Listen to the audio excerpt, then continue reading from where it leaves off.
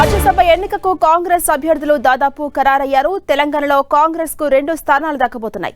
అభిషేక్ మను సింఘ్వీకి మరోసారి ఛాన్స్ ఇచ్చింది ఏఐసీసీ.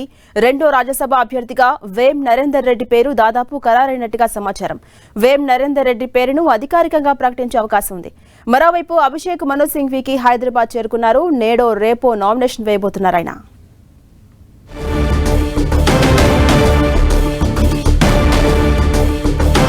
ఇదే అంశంపై మరింత సమాచారం మా ప్రతినిధి ప్రతాప్ అందిస్తారు. ప్రతాప్, రాజ్యసభ ఎన్నికలకు కాంగ్రెస్ అభ్యర్థులు దాదాపుగా ఖరారైనట్టు తెలుస్తోంది. అప్డేట్స్ ఏంటి? కాంగ్రెస్ కు తెలంగాణ నుంచి 2 రాజ్యసభ స్థానాలు దక్కనున్నాయి. దానికి సంబంధించి రేపే ఆఖరి తేదీ ఉంది నామినేషన్లు వేయడానికి. అయితే దీనికి సంబంధించి కాంగ్రెస్ పార్టీ తీవ్రమైన పోటీ నెలకొందని చెప్పుకోవచ్చు. వాస్తవానికి 2 స్థానాల్లో ఒకటి కాంగ్రెస్ పార్టీకి ఇప్పుడు ప్రజెంట్ ప్రాతినిధ్యం వహిస్తున్న అభిషేక్ మను సింఘ్వీకి మరోసారి కూడా రెన్యువల్ చేయాలని చెప్పేసి ఏఐసీసీ నిర్ణయించింది. ఆయన సీనియర్ అడ్వకేట్, సుప్రీంకోర్టులో సీనియర్ అడ్వకేట్ కాబట్టి పార్టీ జాతీయ ప్రయోజనాల దృష్ట్యా రాజ్యసభలో ఖచ్చితంగా ఉండాలని చెప్పేసి ఆలోచనతో అభిషేక్ సింఘ్వీకి రెన్యువల్ చేయబోతున్నారు. అయితే మరో సీటుకి సంబంధించి కాంగ్రెస్ పార్టీలో తీవ్రమైన పోటీ అయితే ఉందని చెప్పుకోవచ్చు. దాదాపు 16 మంది అభ్యర్థులు పోటీ పడుతున్నారని చెప్పేసి నిన్న పీసీసీ చీఫ్ మహేష్ కుమార్ గౌడ్ కూడా చెప్పడం జరిగింది. అయితే ఈ 16 మందికి సంబంధించిన వారిలో కూడా అందరి అభిప్రాయాలకు సంబంధించి కూడా ఇప్పటికే పార్టీ అధిష్టానం చెప్పిన నేపథ్యంలో ఇందులో సీఎం పొలిటికల్ సలహాదారు, రాజకీయ సలహాదారు వేం నరేందర్ రెడ్డికి దాదాపు ఖరారైనట్టుగా కూడా పార్టీ వర్గాల ద్వారా సమాచారం అందుతుంది. ఈ రోజు కాసేపటి క్రితమే సీఎం ఢిల్లీ కూడా బయలుదేరి వెళ్లారు కాబట్టి ఈ రోజు సాయంత్రం లోగా అఫీషియల్ గా వేం నరేందర్ రెడ్డి పేరును ఏఐసీసీ ప్రకటించే అవకాశం ఉన్నట్టు కూడా తెలుస్తుంది. సో వేం నరేందర్ రెడ్డి, అభిషేక్ మను సింఘ్వీ ఇద్దరు కూడా రేపు నామినేషన్ వేసేందుకు కూడా కాంగ్రెస్ పార్టీ సిద్ధం చేస్తున్న పరిస్థితి ఉంది. మొత్తం మీద దీనికి సంబంధించి కూడా ఎమ్మెల్యే విప్పులు కూడా దీనికి సంబంధించి కూడా ఏర్పాట్లు చేస్తున్నారు. ఒకవేళ ఎన్నిక ఏకగ్రీవంగా అయ్యేటట్టు కనబడుతుంది కాబట్టి మూడో అభ్యర్థిగా ఎవరు బీఆర్ఎస్ నుంచి ఎవరు ఇప్పటివరకు పోటీలో లేని నేపథ్యంలో ఇద్దరు అభ్యర్థులు కనుక నామినేషన్ వేసినట్లయితే కనుక ఇద్దరికి నామినేషన్లు వచ్చినట్లయితే కనుక ఖచ్చితంగా వీరిద్దరు మాత్రమే ఎంపీలుగా ఏకగ్రీవం అయ్యే అవకాశం ఉంటుంది. సో మొత్తం మీద కాంగ్రెస్ పార్టీ ఎట్టకేలకు చాలా తీవ్రమైన పోటీ నేపథ్యంలో ఫైనల్ గా వేం నరేందర్ రెడ్డి సైడ్ కాంగ్రెస్ అధిష్టానం మొగ్గు చూపినని చెప్పొచ్చు. అదేవిధంగా ప్రతాప్, అటు అభిషేక్ మను సింఘ్వీకే మరోసారి అవకాశం ఇవ్వబోతున్నట్టు తెలుస్తోంది. అటు రెండో అభ్యర్థిగా వేం నరేందర్ రెడ్డి పేరు దాదాపు ఖరారైనట్టుగా కూడా తెలుస్తోంది. అయితే అధికారికంగా ఎప్పుడు ప్రకటన వచ్చే ఛాన్స్ ఉంది?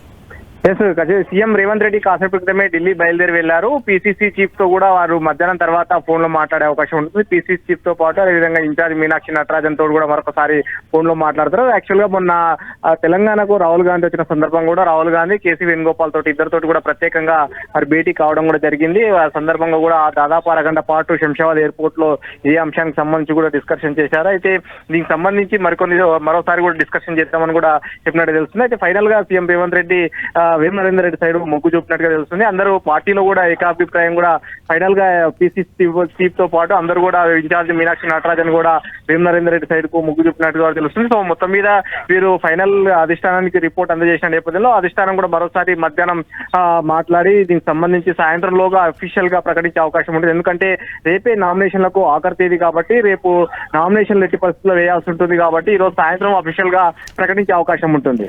అదేవిధంగా ప్రతాప్, అటు నామినేషన్ ఎప్పుడు వేసే అవకాశం ఉంది? మరోవైపు ఇప్పటికే రెండో అభ్యర్థి పేరుకు సంబంధించి కొన్ని ఊహాగానాలు అయితే వినిపించాయి, కొంతమంది ఆశావహులు కూడా పేర్లు వినిపించాయి. దానికి సంబంధించి ఎలా అర్థం చేసుకోవాలి? వారిని ఏ విధంగా బుజ్జగించే ప్రయత్నం చేస్తారు?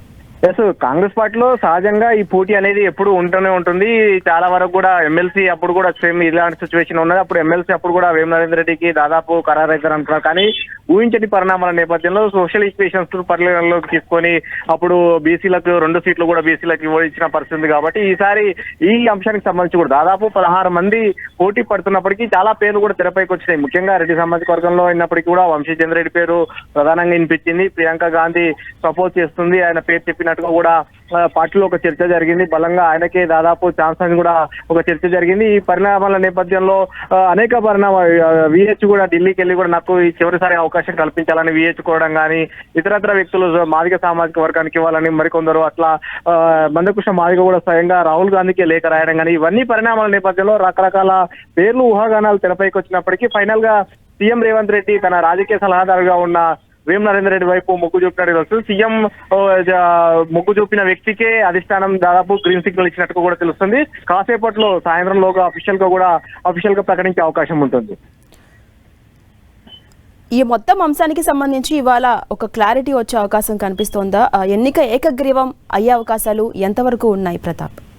సో డెఫినెట్ గా, ఎందుకంటే నామినేషన్లకు రేపే ఆఖరి తేదీ కాబట్టి రేపు మధ్యాహ్నం 3 గంటల వరకు నామినేషన్లు వేయాల్సిన అవసరం ఉంది కాబట్టి రేపు 3 గంటల వరకే టైం కాబట్టి ఈ రోజు ఖచ్చితంగా పార్టీ అధిష్టానం, కాంగ్రెస్ అధిష్టానం కూడా ఇద్దరి పేర్లను కూడా దాదాపు ఖరారు చేసే అవకాశం ఉంది. ఆ ఇద్దరు పేర్లకు సంబంధించి అఫీషియల్ గా ప్రకటించిన తర్వాత రేపు ఉదయం 11 గంటలకు కాంగ్రెస్ అభ్యర్థులు ఇద్దరు కూడా నామినేషన్లు వేయబోతున్నారు. అయితే ఇంకా కాంగ్రెస్ పార్టీకి సంబంధించి ఇద్దరు అభ్యర్థులు నామినేషన్ వేసిన తర్వాత మూడో వ్యక్తిగా బీఆర్ఎస్ సంబంధించిన వ్యక్తి నిలబడితే కనుక పోటీ ఎలక్షన్ జరిగే అవకాశం ఉంటుంది. కానీ బీఆర్ఎస్ తరఫున ఇప్పటి వరకు కూడా అలాంటి సిమ్టమ్స్ కనబడతలేవు కాబట్టి దానికి సంబంధించి బీఆర్ఎస్ కనుక వెనక్కి తగ్గినట్లయితే కనుక ఈ ఎన్నిక పూర్తిగా ఏకగ్రీవం అవుతుందని కూడా చెప్పవచ్చు. సో మొత్తం మీద దీనికి సంబంధించి ఇప్పుడు ఖాళీ అవుతున్న 2 స్థానాలకు సంబంధించి కూడా ఒక్కొక్క అభ్యర్థిని గెలుచుకోవాలంటే ఖచ్చితంగా 40 మంది ఎమ్మెల్యేలు అవసరం ఉంటారు. కాబట్టి ఇప్పుడు బీఆర్ఎస్ కు గెలిచిన అభ్యర్థులు 37 మంది ఉన్నప్పటికీ కూడా అందులో 10 మంది కాంగ్రెస్ వైపు వచ్చారు కాబట్టి వారి సంఖ్య 27కి పడిపోయింది. ఈ పరిస్థితుల నేపథ్యంలో వాళ్ళు కూడా పోటీ చేయడానికి అంతగా సుముఖత వ్యక్తం చేస్తున్నట్టుగా కూడా తెలుస్తుంది. సో మొత్తం మీద వారు కనుక ఎన్నిక తగ్గినట్లయితే కనుక బీఆర్ఎస్ కనుక పోటీలో అభ్యర్థిని పెట్టకపోతే ఈ ఎన్నిక మాత్రం దాదాపు ఏకగ్రీవం అని చెప్పొచ్చు. Right, thank you Pratap.